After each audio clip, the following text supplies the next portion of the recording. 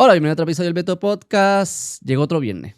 Viernes de reacciones. Espero que hayan tenido una linda, gran semana productiva, constructiva con sus seres queridos.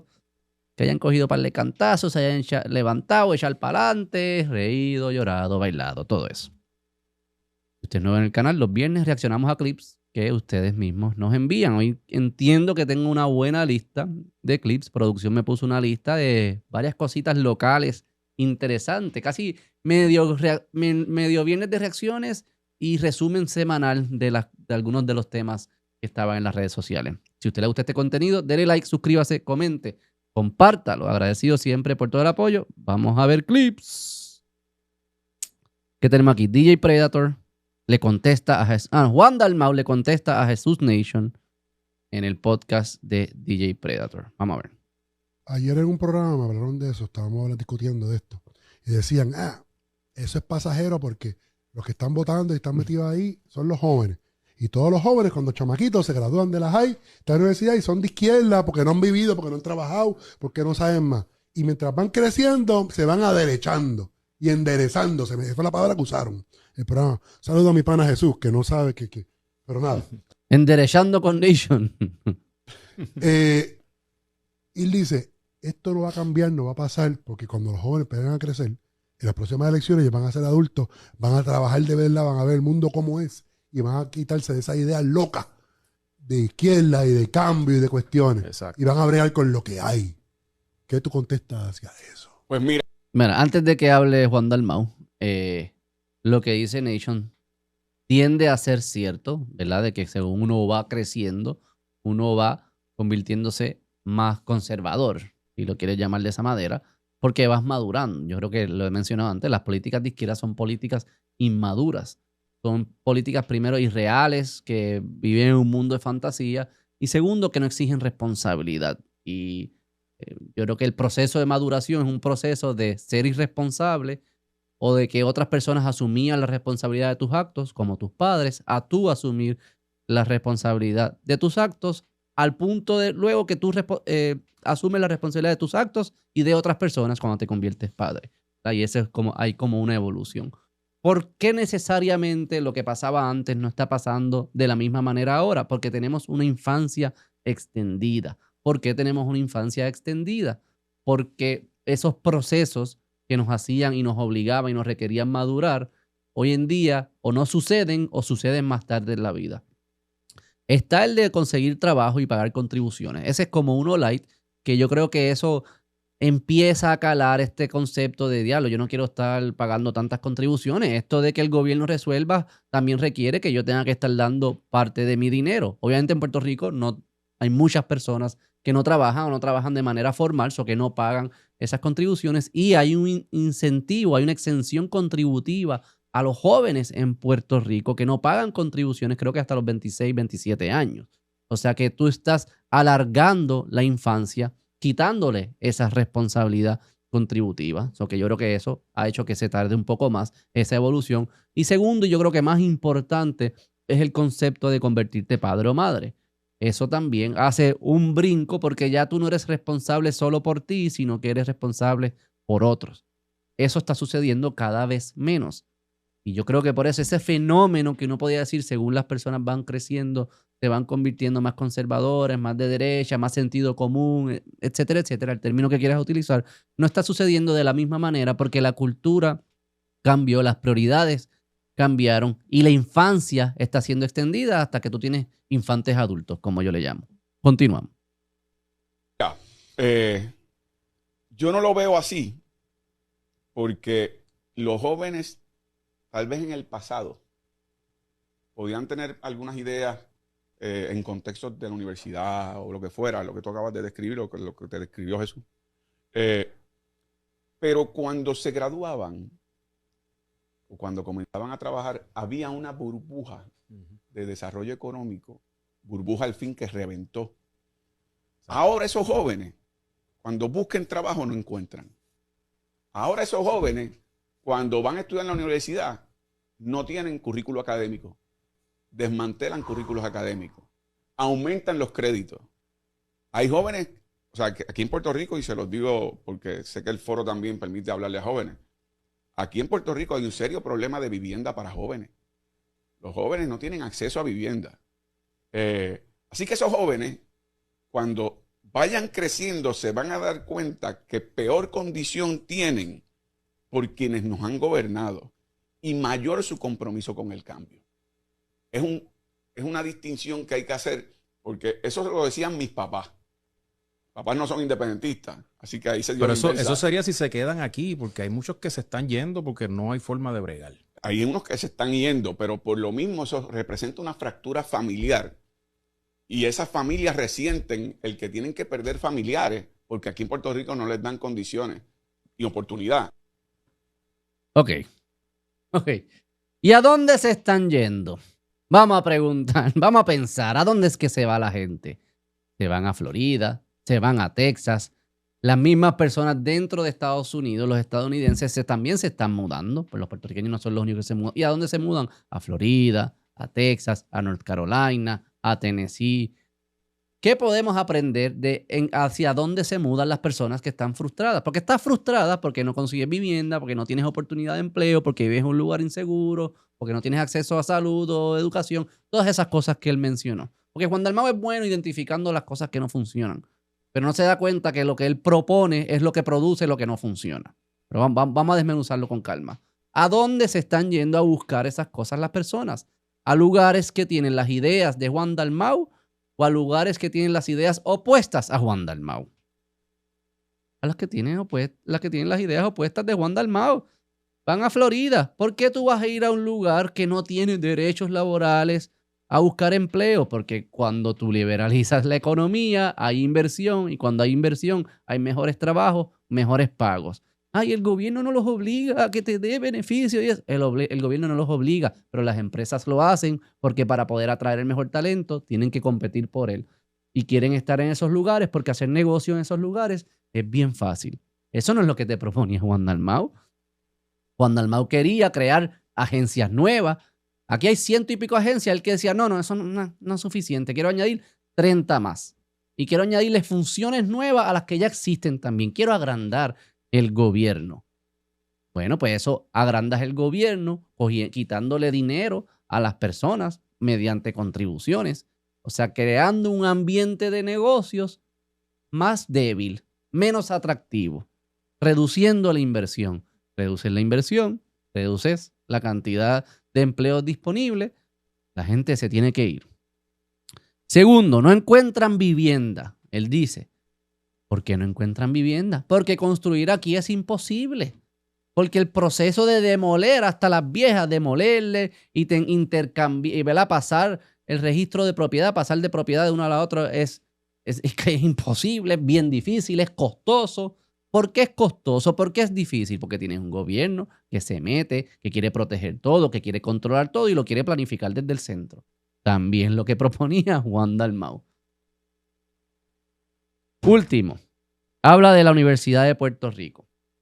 La Universidad de Puerto Rico está en una crisis, ¿verdad? En una crisis demográfica, ¿verdad? Operando dentro de una crisis demográfica, una crisis de irrelevancia, porque lo que enseñan ahí no es útil, lo que hacen es indoctrinar a las personas, no es tan útil, no es tan útil, pero principalmente porque tuvimos una crisis fiscal en el gobierno de Puerto Rico completo, incluyendo la Universidad de Puerto Rico. ¿De dónde viene la crisis fiscal?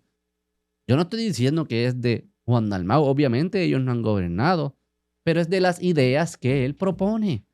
Un gobierno paternalista, entrometido, justicia social, que se mete en todo, que sube contribuciones o que las tiene que subir, porque para poder financiar el gobierno tiene que subir las contribuciones, que regula todo. Crea un ambiente de poco desarrollo económico y de un gobierno grande que eventualmente quiebra. Las ideas que proponía Juan Dalmau era hacer lo que hicimos por mucho tiempo, pero en esteroides, hacerlo más y estar orgulloso de hacerlo. Quizás los otros lo hacían medio escondida. Él dice, no, si lo vamos a hacer, vamos a estar orgullosos, esto es lo que somos. Pero al final son las ideas que destruyen a las sociedades y las personas te lo están dejando saber por los pies. ¿A dónde se mudan? Se mudan a lugares que no tienen esas ideas. O que tú puedes aparentar ser así, el más visionario, qué sé yo, porque sabes identificar los problemas, pero la receta, la medicina que estás dando para arreglarlo, al final es lo mismo, es agua salina. Es agua salina porque es lo mismo que tenemos en peor todavía. ¿Qué utilidad tiene una persona que te dice, diablo, estás cojo y después no te sabe decir cómo resolverlo? Tiene utilidad identificar el problema, pero diagnosticarlo correctamente, ir a la precisión que amerita para entender estos problemas, es lo que nos permite salir de ellos. Si tú te fijas, todo lo que él hace, que va a los lugares, es identificar problemas. Ah, pero los jóvenes no tienen empleo. Ah, pero esto. Ah, pero esto. Ah, ¿y cómo tú lo vas a resolver? ¿Que vas a hacer una ley que los jóvenes tienen que tener empleo? No. ¿Cómo tú creas las condiciones para que estas cosas pasen? Ese es el trabajo del gobierno. ¿Cómo crea las condiciones? Y lo que él proponía era peor. Próximo clip. Ok, la descarga de Zoe Lavoy contra el sheriff de Osceola. Ok, el sheriff, ¿se acuerdan del sheriff que le dijo a Zoe Lavoy que por eso tú estás acá en Puerto Rico y yo estoy acá en la Florida porque aquí hay ley y orden y allá lo que hay es un ay bendito? ¿Cómo tú quieres que yo me siente a dialogar con el rey Charlie, a negociar? Yo no negocio con terroristas. Y a Zoe Lavoy quedó como Y muchas personas correctamente, entiendo yo, dijimos, el sheriff tiene razón. Lo que hay que hacer es aplicar la ley. Pues salió ayer que el sheriff era un violador de ley y lo arrestaron. Vamos a escuchar aquí a Zoe Lavoy descargando. Marco López. Fernando, ¿vamos tú y a tomar un café? Adelante, Zoe. Pero espérate, Gary, déjame decirte una cosa. Primero que todo, ¿qué oficial de ley y orden es tan irresponsable que utilice un término como terrorista de forma tan liviana como lo hizo aquel día con nosotros aquí en el Poder del Pueblo? ¿Qué tipo de oficial de ley y orden es tan mentiroso que dice que no dialoga? Y sabemos que es mentiroso porque sabemos que no solamente dialogó con Ray Charlie allá en Osceola, sino que le permitió una corrida. Y hoy, ese mismo que alegaba que no negociaba, que no dialogaba, está enfrentando cargos federales. 26. Así que, para mí, aquellos que me criticaron porque yo lo enfrenté cuando dijo las barbaridades que dijo, la vida me ha enseñado que dime de qué tú alardeas y yo te diré de qué tú careces. Y a usted, sheriff, ojalá me esté viendo. Digo, yo no sé si ya está en la cárcel, pero si no está en la cárcel, o si está en la cárcel y tiene televisión, si me está viendo, déjeme decirle, ¿sabe qué? Sí, yo prefiero estar aquí en Puerto Rico con un Ray Charlie que allá en Osceola con un Marco López. Gracias, Gary, por la oportunidad. Agájate esa gata por el rabo. Bueno, se veía caliente sí, no. Ok, tremenda ridiculez. La mayoría de los puertorriqueños prefieren, como quiera, vivir en los Estados Unidos. No porque sus emociones lo digan, sino porque, de nuevo, las condiciones de vida que se le presentan a muchos son mejores allá. En parte son mejores porque se respeta un poco más, no es perfecto, pero se respeta un poco más el concepto de ley y orden. Al punto que a policías y el sheriff, como ¿verdad? Este caballero, también le aplican la ley y el orden. Lo que él dijo, no importa quién lo haya dicho, es la obsesión que tenemos aquí en Puerto Rico en enfocarnos en los mensajeros, no solo en Puerto Rico, en enfocarnos en los mensajeros. Ah, no, ¿quién lo está diciendo? No, yo voy a descartar todo lo que él dice porque X, Y, Z. No, tú puedes evaluar lo que dice la persona sin importar quién lo está diciendo. Y lo que dijo el sheriff la semana pasada fue correcto. No necesitamos negociar más nada. Es lo mismo que yo dije. Yo usé otras palabras, whatever. No necesitamos negociar más nada. Lo que necesitamos es hacer cumplir la ley. Ya está. Sencillo. Eso fue lo que él dijo. Y eso es cierto. Y si el que lo dijo era un criminal, como alegadamente puede que sea también el sheriff, ¿qué importa? Puede ser cierto. Si un criminal te dice que 2 más 2 es 4, 2 más 2 es 4. Nosotros estamos siendo consistentes porque estamos diciendo, bueno, perfecto, si él también estaba violando la ley, que le caiga el peso de la ley y que le aplique la ley y el orden. Perfecto. Y eso hace que una sociedad funcione mucho más que el ay bendito, del que tener que estar dialogando todo el tiempo, cediéndole, haciéndole camita, abriéndole las puertas, invitándolos a comité. Vamos a hablar por toda una vida, generaciones y generaciones, décadas y décadas, con personas que no están comprometidos en cumplir la ley. Lo que ellos quieren es portarse de la manera que le dé la gana y que la ley luego sea enmendada para que refleje el comportamiento que le da la gana. Y tú lo enmiendas. Y luego escalan y quieren otro comportamiento y tú lo enmiendas. Y luego otro. Eso es lo que produciría el diálogo. Y no hay que dialogarlo. Si la persona que te lo dijo o te lo dejó saber es un criminal, pues que le caiga el peso a la ley a él también. Perfecto. Eso hay que celebrarlo. A ese punto es que hay que celebrarlo. No decir, ay, te lo dije, el mensajero no era bueno. ¿Qué importa quién era el mensajero? Lo que importa es lo que dijo. Y que el peso de la ley le caiga también. Próximo clip. Aquí tengo Elian Martínez. Creo que está hablando del tema de los inmigrantes. Elian, mi amiga Elian, mi ex compañera de la diestra. Está una pausa, una sabática de la diestra. Vamos a ver. Bueno, a mí me parece que no hay riña y no debe de haber riña entre la compasión, pero también entre la verdad. Y me parece que es importante dentro de esta discusión traer a colación que cada país, cada jurisdicción establece las normas, no solamente de convivencia, sino también las normas y las regulaciones para proteger la vida en ese país. Nosotros que no tenemos derechos sobre las leyes migratorias, que no tenemos... Porque no eres un país. Tú eres un territorio que eres de los Estados Unidos, ¿sí? Y las leyes de fronteras que te aplican son las leyes de los Estados Unidos. Igual que Texas no controla la frontera, ni Florida, California, ni Arizona, ni Washington, ni Maine, ni Michigan, o Minnesota. Los estados, los gobernadores de los estados tampoco controlan las reglas fronterizas. Las controla el gobierno del país. Y en este caso el gobierno del país es el gobierno federal de los Estados Unidos bajo la administración de Donald Trump. Ellos establecen las reglas de las fronteras. Igual que cuando estaba Biden se establecían las reglas de las fronteras. Y deciden quiénes son los que pueden entrar al país y de qué manera, bajo qué condiciones, bajo qué términos, con qué esperanzas de ser ciudadanos, residentes. Las reglas las establecen, ¿verdad?, la administración y la legislatura, el Congreso federal, el que administra al país. No hay nada más importante en un país. Lo que hace un país al final del día, que la puedes ver en un mapa, son las fronteras y tú puedes decidir quién entra y quién sale, bajo qué condiciones. Control de la frontera y su funcionalidad. Así que dejando eso establecido, me parece que qué más compasivo que nosotros poder explicar y hacer un trabajo más bien dirigido a orientar y capacitar a las personas que tienen interés en entrar a Puerto Rico o en Estados Unidos y ser funcionales y aportar a la sociedad. Fíjese que no se le está negando la entrada a las personas que quieren hacer las cosas de acuerdo a esas regulaciones. Se prohíbe y se exige a las personas que cumplan, ¿verdad?, un proceso establecido para precisamente no descalabrar la vida de la sociedad y su funcionamiento, incluso para que no haya un descalabro en términos económicos. Así que, ¿qué más compasivo que hacer las cosas correctamente, a menos que nosotros querramos, ¿verdad?, vivir a los términos del viejo oeste o en anarquía, donde no hay ningún tipo de regulación para la vida en convivencia? Ok, lo que está estableciendo Elian es interesante. Obviamente esto es un tema bien sensitivo, bien humano, bien, ¿verdad?, y para muchas personas bien personal, incluyéndome a mí. Yo entiendo, ¿verdad?, entiendo la dicotomía, entiendo la tensión, entiendo el conflicto. Ahora bien, lo que ella está estableciendo es que tú no pienses que el ay bendito o la compasión siempre es lo mejor para la sociedad en la que tú vives.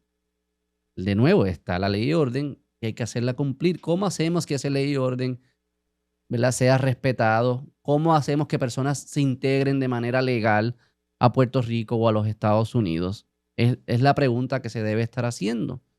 Y también tenemos que reconocer que cuando jugamos el papel que no nos corresponde, como jugaban aquí las administraciones, politiqueando con los inmigrantes, reconociendo que eran ilegales, y lo mismo pasaba en los Estados Unidos, cuando tú juegas esos papeles que no te corresponden, tú piensas que te está yendo bien y que todo está bien, lo que estás es construyendo un hueco que luego va a ser doloroso y difícil de salir y vas a tener que tomar decisiones que no te encantan, pero tú construiste el hueco. La solución no es ignorar el hueco ni agrandar el hueco. Porque si te pones en posiciones difíciles por ser irresponsable de entrada, por meterte a hacer cosas que no te corresponden, como darle licencia ¿verdad?, a los inmigrantes ilegales, no procesarles, no hacer cumplir la ley, pues vas a tener unas consecuencias después que van a tener que ser atendidas. Y quizás no las vas a tener que atender tú, la atenderá otro político. Y a ese político le caerán los dolores y, ¿verdad?, y todo el cantazo político, todo el cantazo de expectativas, todo el cantazo de la percepción de la población ante esa persona. Pero el hueco está hecho. No sé, es un tema bien personal, pero esas son las reglas. Bueno, próximo clip y último. El Tony. ¿Tú crees que existe realmente un racismo fuerte en Puerto Rico? ¿Cómo se vive? Y obviamente desde tu perspectiva musical, ¿cómo lo viviste alguna vez o lo has vivido? No, estas son temáticas que un sector definitivamente o indefectiblemente no quiere escuchar. Claro que hay racismo aquí. ¿O cuántas personas tú has visto trabajando? Bueno, hoy por hoy se ven más en los bancos. ¿Cuántas personas tú has visto en el gabinete, en la Cámara del Senado o la otra cámara que tenemos, en el gobierno? Seguro que hay racismo. Vete a la televisión de Puerto Rico. Solamente observa la televisión de Puerto Rico. ¿Cuántas personas negras y negros hay? Tú lo puedes contar con la mano, lo que le llamamos el token. Y en esa misma conversación, de izquierda a derecha nosotros leemos. De izquierda a derecha hay un orden de importancia. Pues aquí te ponen la persona blanca, la persona blanca, la persona blanca, la persona blanca y la persona negra al final. Yo no, yo me ubico en el medio. Para que se jodan, porque si van a romper si van a desviar la foto, estoy en el medio y se les va a hacer más difícil. Claro que hay racismo, no puedo. Y es bien loco porque en verdad. Ok. Típica respuesta, típica pregunta. Obviamente, en todas las sociedades hay racismo. Pero ella cometió un error de lógica que quiero que ustedes entiendan, traten de identificar. Porque es el mismo error de lógica que comete la izquierda cultural, la izquierda progresista, cuando discute estos temas de sexismo, racismo y todos los ismos. ¿Cuál es el error? Que el hecho de que ella explica que existe racismo utilizando discrepancias en resultados. Si se fijan, él le pregunta, ¿existe racismo? Y ella dice, claro que existe racismo. Mira cuántas personas en los bancos trabajan que sean negras o en la televisión. Ella está apuntando a un resultado, un outcome, como le dirían en inglés. Y está diciendo cómo el resultado no refleja la proporción de la población en general. O sea que la proporción de los banqueros no es la misma proporción que la población en general. Entonces existe racismo. Esa es la lógica que ella está utilizando. O sea que ella está diciendo, si hay diferencias de resultados, por definición existe discriminación.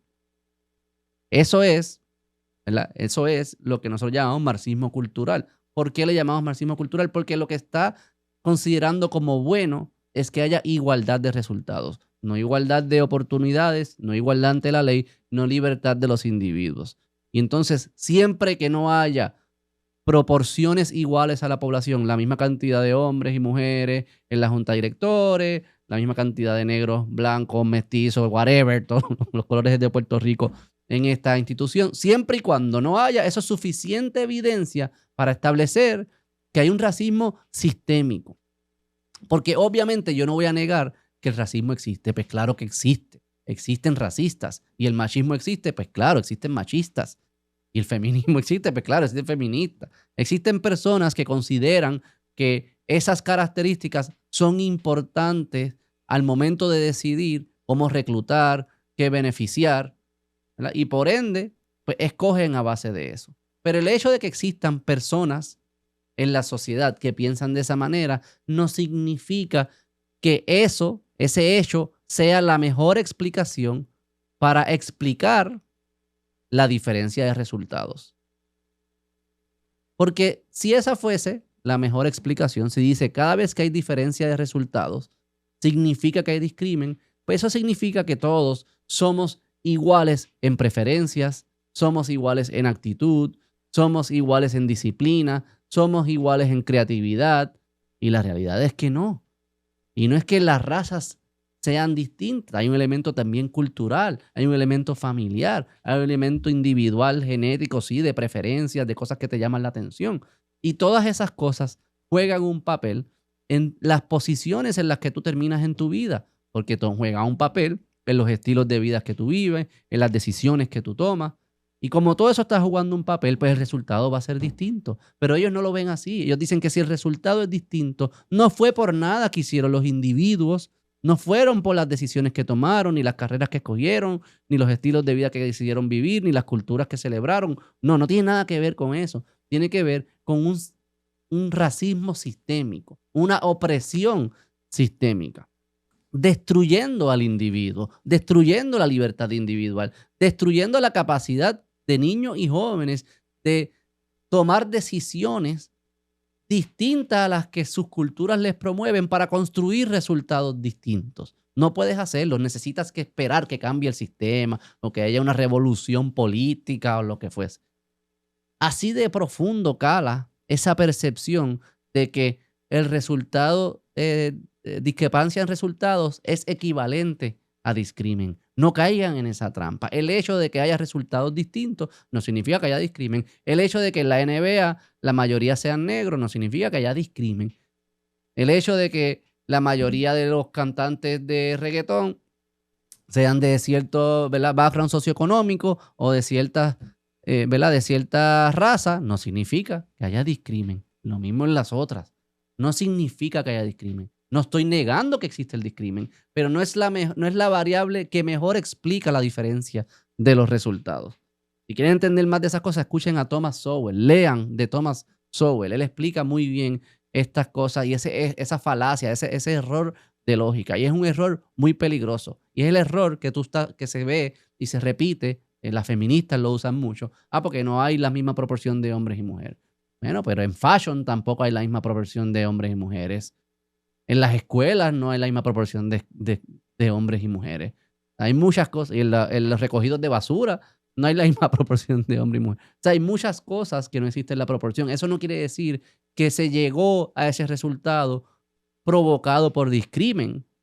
Puede querer decir también, que personas escogen distintas en su vida. Y esas decisiones terminan en lugares distintos. Nada, los dejo con eso. Si a usted le gusta este contenido, dele like, suscríbase, comente, compártalo. Como siempre, agradecido por todo el apoyo. Que tengan un lindo fin de semana. Nos vemos la próxima. Bye.